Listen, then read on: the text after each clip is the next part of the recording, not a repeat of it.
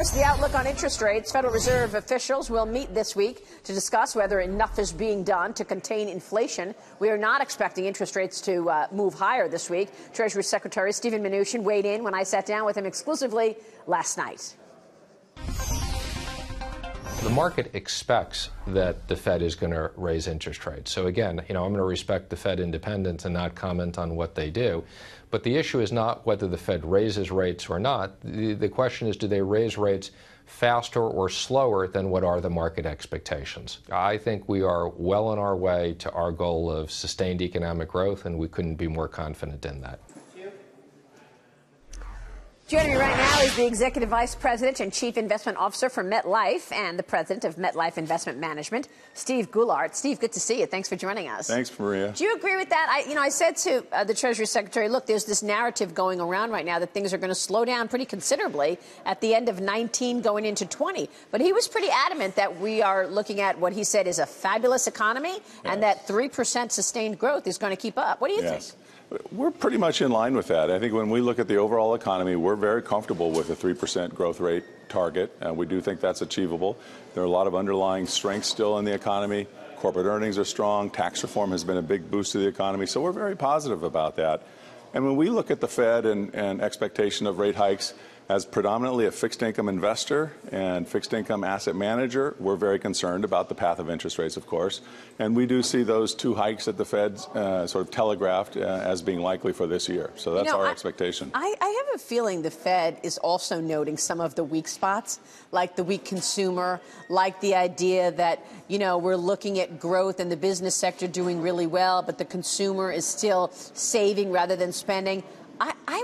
I would push back on people who say we're going to see 4 rate hikes, because I think the Fed is going to try to be real careful in terms of raising too many times. The Fed definitely has to balance things, and that balancing act is getting trickier. What I'd say is, on the one hand, again, the Fed wants to get back to a normal rate environment, too. So they're going to make those hikes every time they can, as long as they're comfortable with what's going on in the market. At the same time, of course, there are underlying concerns about where's inflation going, will inflation pick up, and there is a possibility that if it does for some reason, you could see rates start moving higher and faster than people expect or want, including the Fed. So how do you deal with that as an investor? Let's say that MetLife Investment Management reached $11.2 billion in private debt or origination last year. That was a record amount for MetLife's institutional asset management business. You led the launch of MetLife Investment Management. Tell us about it. Yes.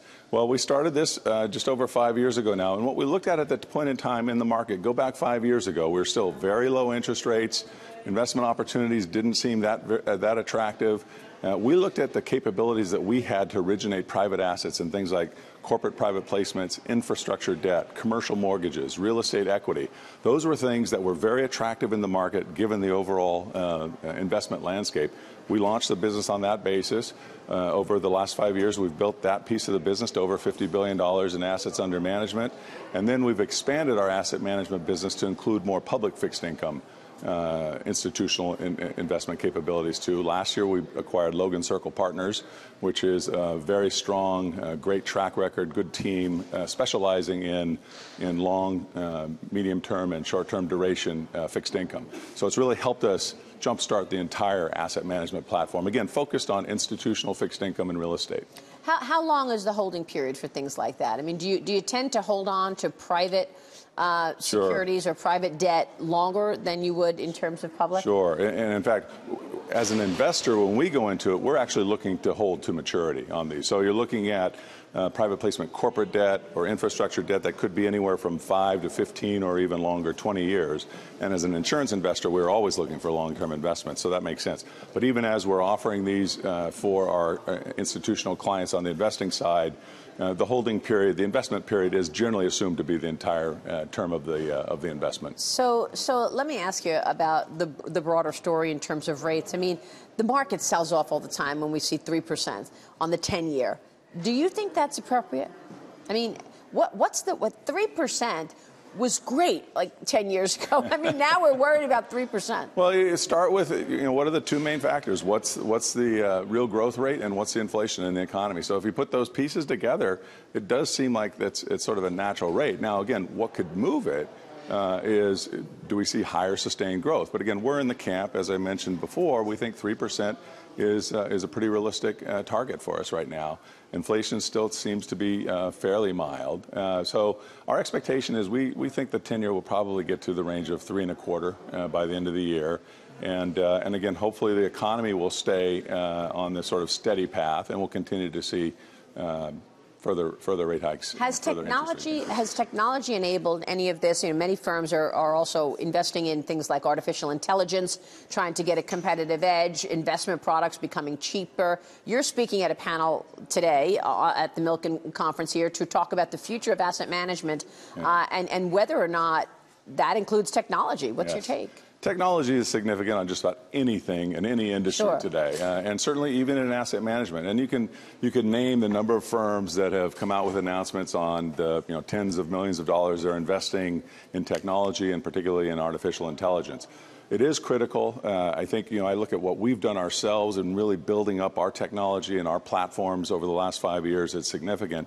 Artificial intelligence will be sort of the next phase and where it goes. It's going to be very interesting because if you think about what the capabilities artificial intelligence brings to us, data analytics is the first thing. I mean, we produce more and more data all the time now, and the ability to process, analyze, and then start making decisions from that data is critical. So you need the technology to do that.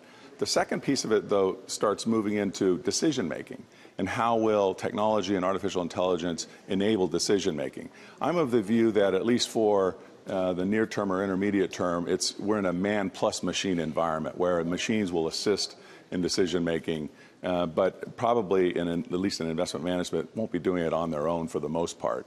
And then we'll see where the future 15, 20 years goes.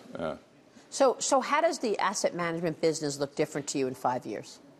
I think some trends will continue. I think we look at consolidation, and you can talk about a number of reasons why there's been consolidation in the industry, but I come back to what's most important in this business, and that's your customer.